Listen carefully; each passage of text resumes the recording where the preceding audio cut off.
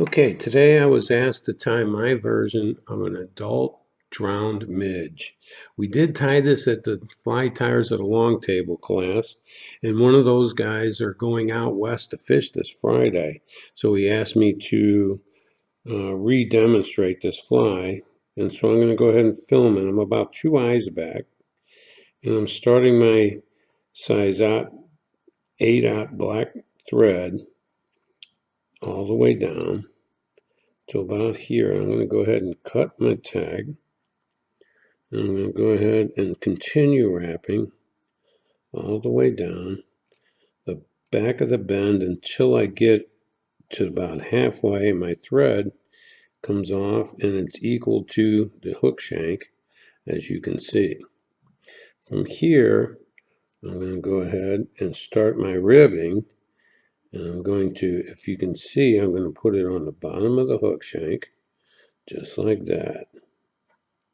I'm going to wrap forward, continuing forward up that body, keeping that wire directly under the hook, all the way to the top to my tie-in spot. I'm going to go ahead and counter wrap it a few times to get it to lay flat. And I'm going to somewhat create a nice little taper on the body going back down. And I'm going to turn this so I can see. That's what I love about these rotaries. I'm going to get about halfway and I'm going to start back again. Now I've created somewhat of a taper up to my tie-in point. And now I'm going to heat this wire up with my fingers just to get the kinks out. It's a good thing to do that so that the molecules line up and it doesn't break. I'm going to counter wrap in equal segmentation, if you can see it. All right. 1, 2, 3, 4, 5. Now I'm up to my tie-in. I'm going to go ahead and put a couple of wraps so I can tie it off. I'm going to go ahead and wrap this with my thread backwards.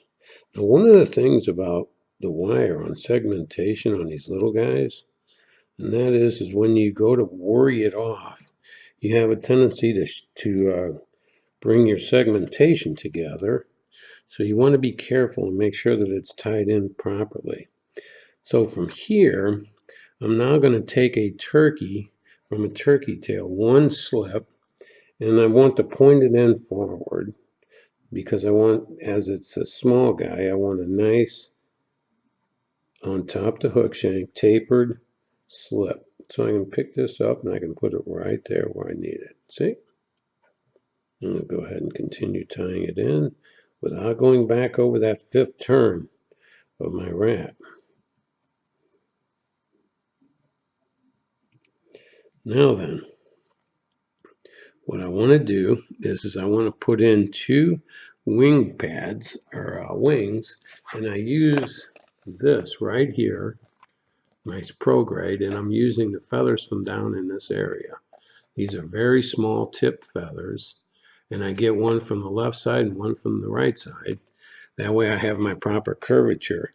You can use the tips off of any hackle, but when you start tying little guys, you really want to be able to get a nice tight barbule feather. And so I'm going to go ahead and gently tie this in, just like that. And I'm going to put it on my side too. And I'm going to go ahead and shorten it up till it's right about there, if you can see it, where it's at. Okay. Now I'm going to take the other side, and it's curved. And I'm going to go ahead and lay it directly across. And notice I'm not worrying too much about the length here. But what I am worrying about is making it flat. I'm not going to tie it in on its side or on top or bottom. I'm taking it and laying it flat against that hook.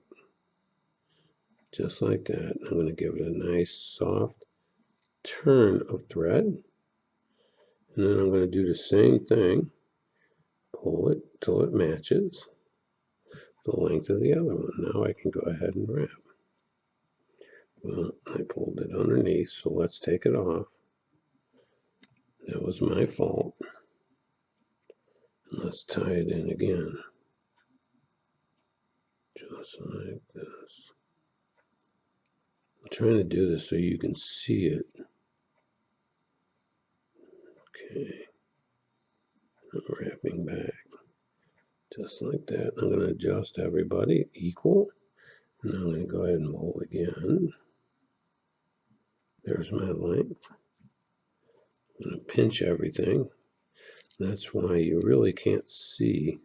But I'm going to pinch it. And now they're locked in. They look good. So let's go ahead and cut this. And this.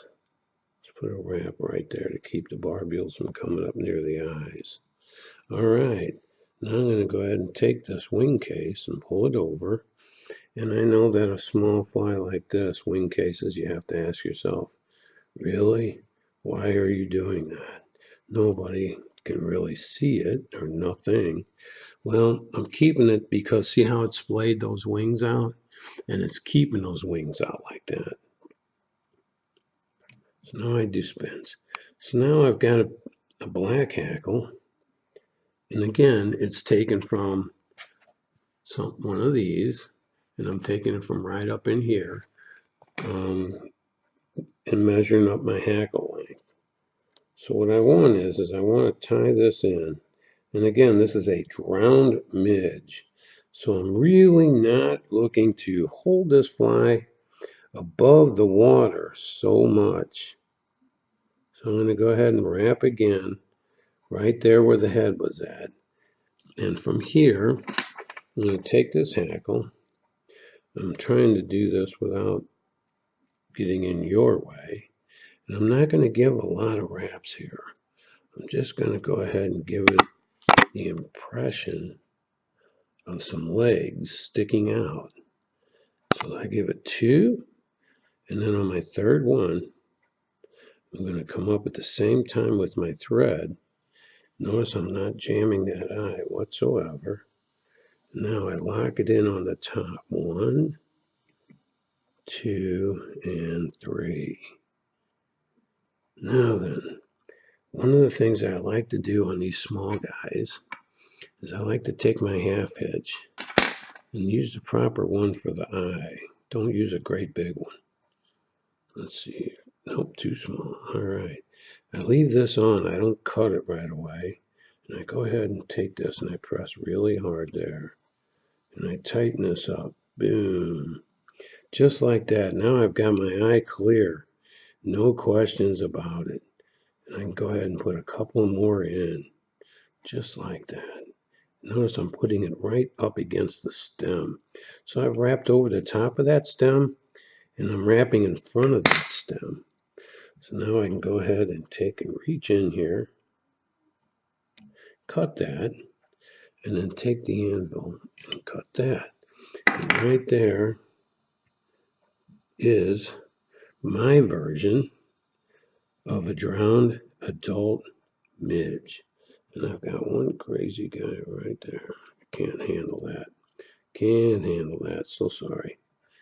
Now again, it's not meant to float, but hang in the film. If you want this pattern to float, you cut off the bottom here, just like this.